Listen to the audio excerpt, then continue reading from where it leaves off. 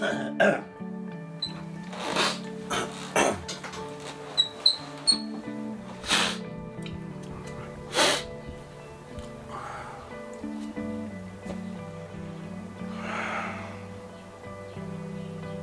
ng pakiramdam ko. Tama na.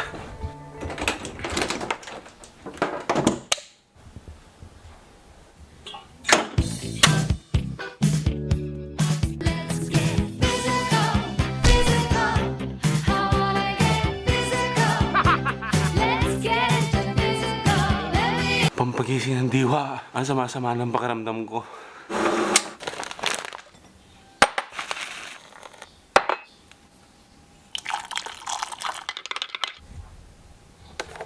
Babaeng suspect na hindi pa kinikilala. Ito po sa Mike Enriquez, nagre-report 4 oras. Dahil ang mga tagapagbalita ay natutulog din. Captain Hook dumaan sa Quiapo, pinirata. Palaisdaan, nasunog. Tahanang walang hagdan, inakyat. Bakla, sumali sa away, napasubo. Bagong tuli, nagyabang, lumaki ang ulo. Unanong madre, napagkamalang penguin. Bulag, nakapatay, nagdilim daw ang kanyang paningin. Iceman, Yak, yung oat milk ko kaya pala naiiba yung lasa. Parang may mga insekto.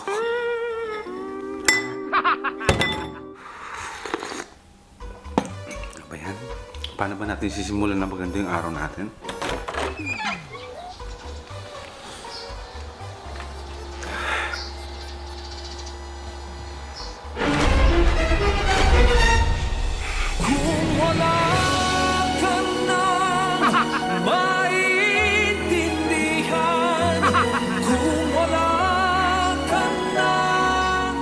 Ba't mo ginawa yan? Hindi yan.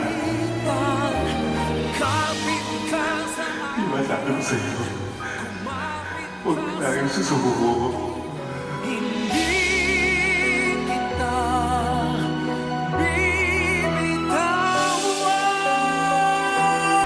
Joke lang. Okay na. Gising na yung diwa ko. Todo. Walang MMK ah. Ba't nga ba nila pantang ganito? Check natin kung buhay pa. Kasi pag buhay pa, hilahin natin para masigurado natin wala lang buhay ito. Ano ba ito? Paano ba sisimulan ng energetic tong vlog natin? Oh my God, sinisipon ako. Inubo ako. Tapos sumasakit palagi yung ulo ko. Kasi sumatake yung acid reflux ko. Ano ba ba? Ano ba bang sakit ang gustong meron ako? Nakakamiss kasi maging healthy. Paano ba natin magagawing masaya tong vlog natin? Good morning! Good morning! Morning! Good morning! Good morning!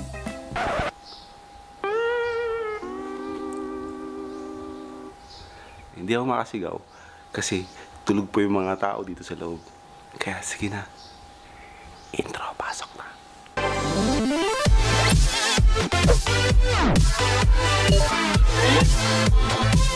Good morning sa inyong lahat! Pigil na pigil pa rin yung boses. Good morning sa lahat. Sa 3,200 plus ko na mga first timers. Good morning sa iyo lahat. Good morning. Magandang tanghali. Magandang gabi. Depende kung anong oras mo ito pinapanood. Magandang araw sa iyo. Padami tayo ng padami. Nasa 40 to 60 subscribers yung nadadagdag sa atin everyday. So isipin mo, di ba? Yung growth ng channel natin, kahit hindi mabilis, merong progress. Padami tayo ng padami. Tsaka doon sa mga nagpapa-shoutout. Paano ko ba kayo sa shoutout lahat? Ang dami nyo eh. Kaya yun, sa lahat ng mga nagpapa-shoutout, shoutout sa inyo lahat. Hindi ko kayo may isa-isa. Dumadami ang first timers. Bakit nga ba boy first time?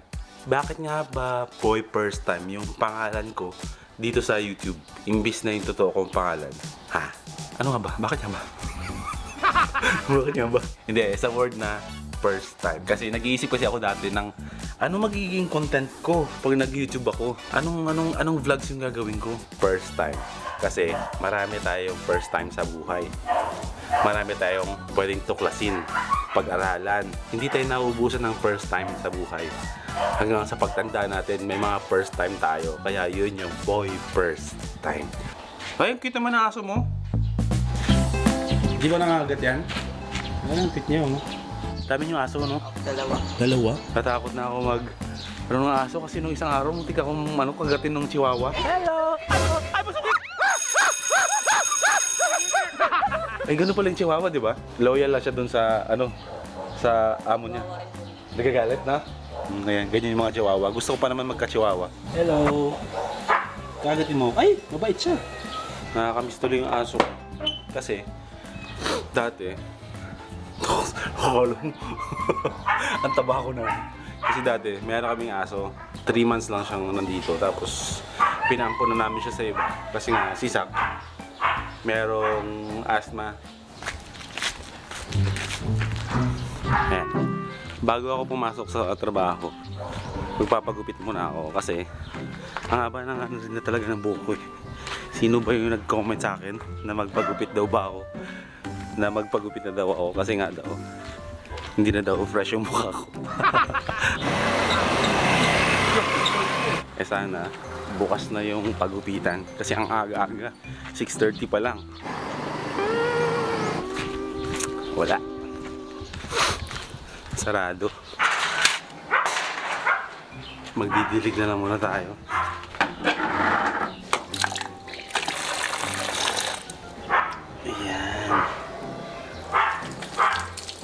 Malapit na sila mamatay kasi hindi na nadidiligan ng maayos. Alam nyo ba yung tanim na to? Gamot yan sa mga ubo na may plema.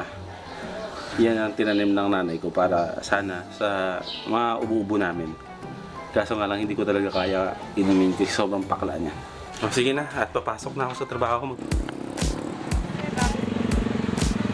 Mamaya, lunch. Panibagong araw na naman na ang bubunuin natin para magbigay na naman ng entertainment sa mga kapamilya. Ang lalaki ng mga sasakyan. Ang tawag dyan, OB vans. Siya yung pumupunta dun sa location kung saan merong balita. Tapos from location, yun yung magta-transmit papunta dito sa mismong ABS-CBN News Center. Tapos yun yung ipapalabas sa TV. Parang gano'n. Busy day na naman to kasi malapit na magsimula yung Your Face Sounds Familiar. Pagkatapos ng grand finals ng PGT, automatic yan. Your Face Sounds Familiar na. Good morning! Buksan ko pa lang. Ay, bukas na dito. Okay.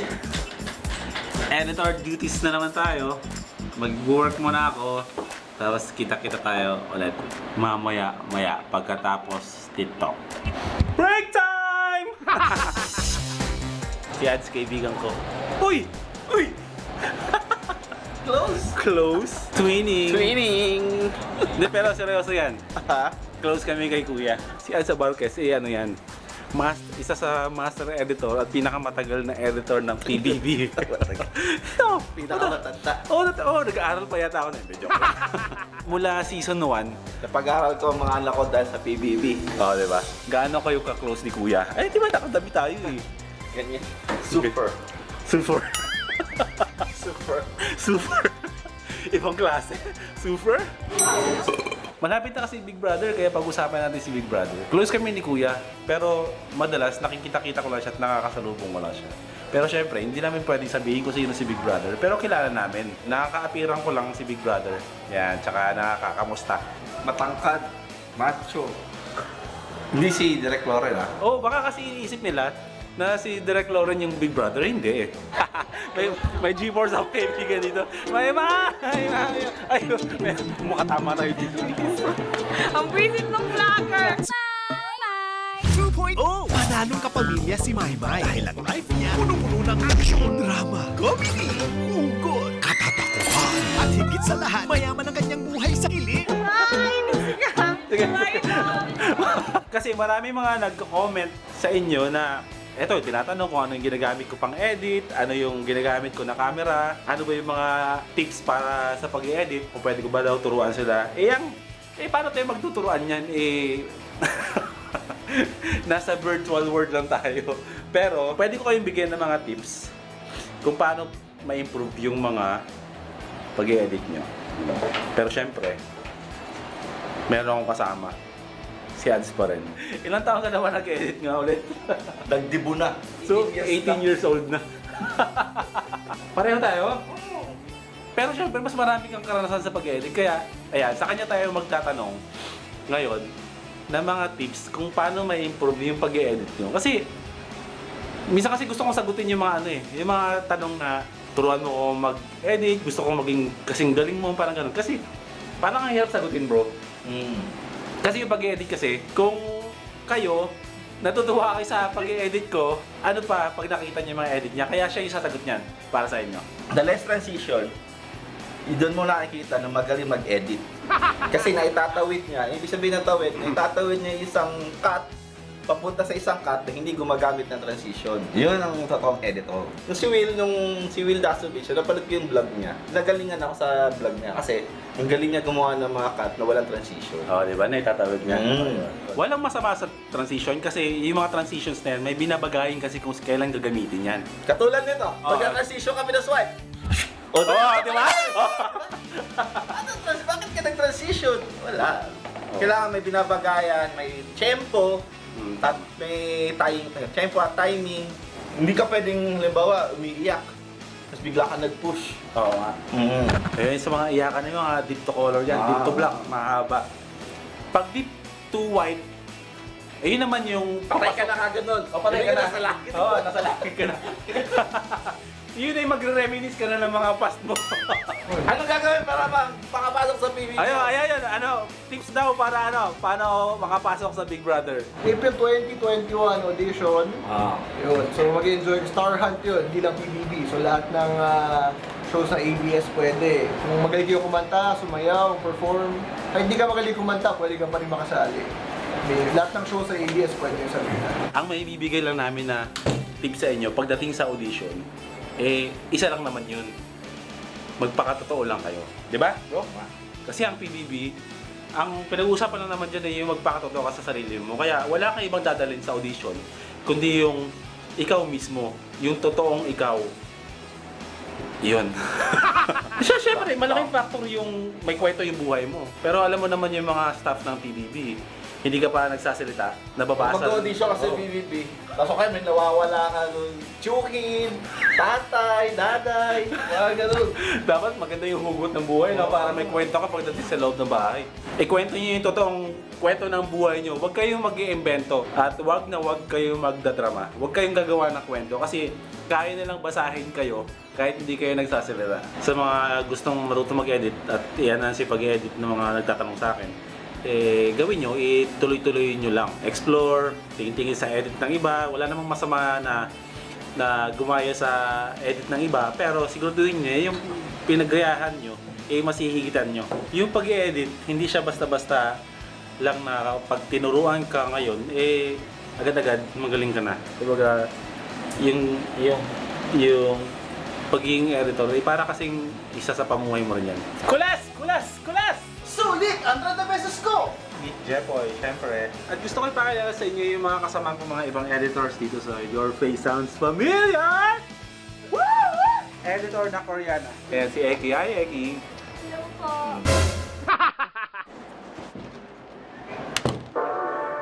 Sarap!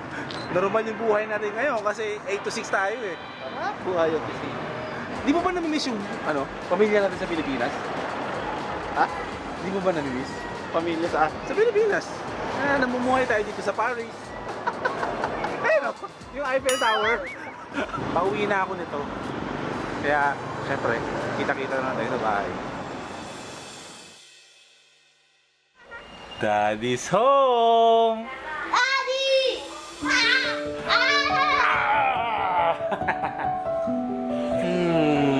Kamusta?